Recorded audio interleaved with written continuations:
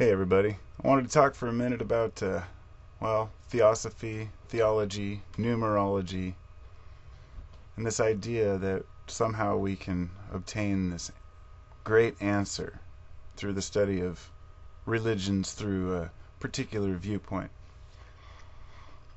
I'm not here to oppose or to condone such practices. Each person's going to have their own particular way of seeing the world. And that's just how it is. Now, theology is the study of religion and religious texts. Theosophy, the theosophists are more, they're a little more dogmatic in their system. They're more trying to prove some of these ideas, but there are many varieties of people within each one of these groups. But the reason I mention numerology is because it's become a major topic of conversation in a lot of theologic study. For example, people will say, oh, on page so-and-so of the Bible it says this, and if you add the numbers up on this page, look, it comes out to 9, or whatever it may come out to. And I'm instantly drawn to my skeptical nature by saying, well, how do we know, the original text of the Bible, or the format, or which page was what? Let me give you a better example. One of my favorite studiers of biblical interpretation and metaphoric translation is Bill. Bill Donahue. He has a channel here on YouTube where he will take passages from the Bible and he will try to relate them in sort of a metaphysical way, such as correlating the 33 years of Jesus to the 33 vertebrae in the spine, that sort of work. And you've heard a lot of this in the past through Zeitgeist and similar shows, which have basically laid out the idea and the premise that the Bible is an encoded number system in a way. But sometimes people take this too far. You see, there's a certain degree to where the research becomes speculation. Let me give you an example. Now, Bill was talking the other day about Uranus and Neptune, and he was doing the old as above, so below type comparison. And what he said during this conversation was he was saying the distance between Uranus and Neptune, and he said something like it's 180 million miles or something. I don't know what the number was. I just know it was 180 something. And he turns to the group and everybody just kind of laughs and he's like, you see what that is? See what it is? 180. See? 1 plus 8 is 9.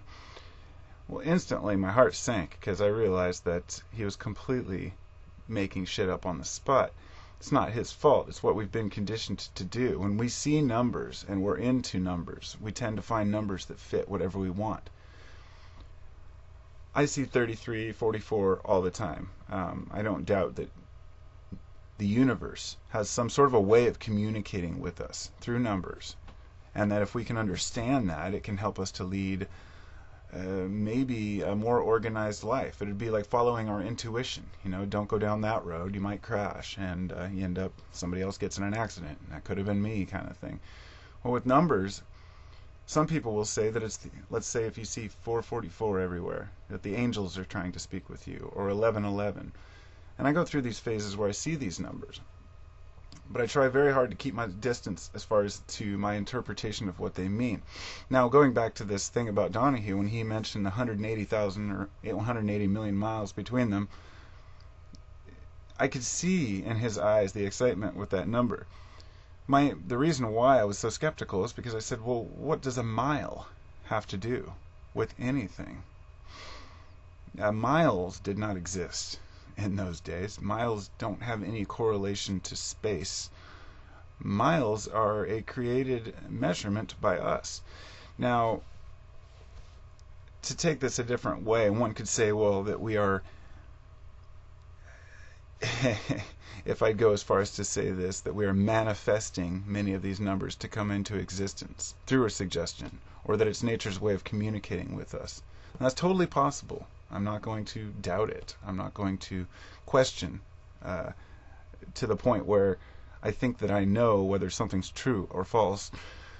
numerology has become almost a joke to me. People take people's numbers, the numbers that their names add up to, and I keep thinking, okay, so we're taking letters from the English alphabet and we're assigning values to them based on their position within the alphabet. But the alphabet has changed so much. Not the English alphabet as much recently, of course, but through history there have been many different alphabets, and they haven't always followed the same numerological pattern. Now, ancient Hebrew, there are many correlations between, say, the Yod He Vav He, the different letters and the numbers. I've never been able to quite correlate to see exactly why these things happened the way they did, but much of this was intended to open people's eyes to numbers, because numbers are very important. So somehow between that ancient history of numbers and modern day, we've taken it and turned it into some modern day fanatical thing where we're taking people's birth towns and combining it with their zip codes, adding up the results and telling them what type of a person they are, what kind of life they're going to lead. Now, since I was a kid, I've been fascinated by birth signs and astrological signs. I'm a Sagittarius, and after reading about the Sagittarius when I was 15 or 14, whatever, I think I was 12, somewhere around there, whatever, I started finding, hey, that sounds just like me.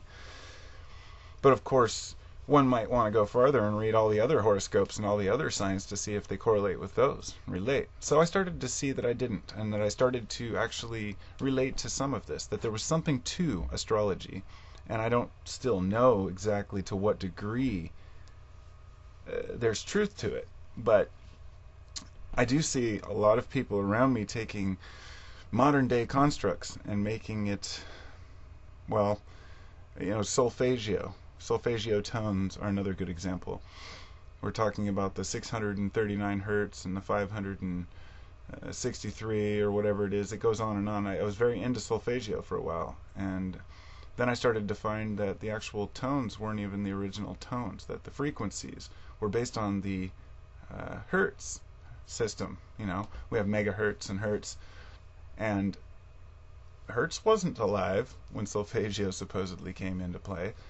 So these numbers are nothing more than a modern day construct of what we think something is. It's a very complicated issue. And I'm not trying to bash anyone who's into numerology or any of these things, but I almost feel sorry for people who are into astrology because it's become so tainted and confused that we don't even know what the hell it is anymore. The religious fanatics will tell you that it's Satanism, pure and simple. You're going to hell, but we know that's not true. I hope, but if it is, then so be it. But we want to know if there's some way that we can relate ourselves to our star positions and when we were born, and to try to understand if this can help us live a better life. But I think the numerology thing gets taken too far, and it's almost like you can take any number and make whatever you want out of it. So I don't know. What do you guys think about that? I mean, am I missing something? It seems like numerology is almost a joke. Opinions welcome. Peace.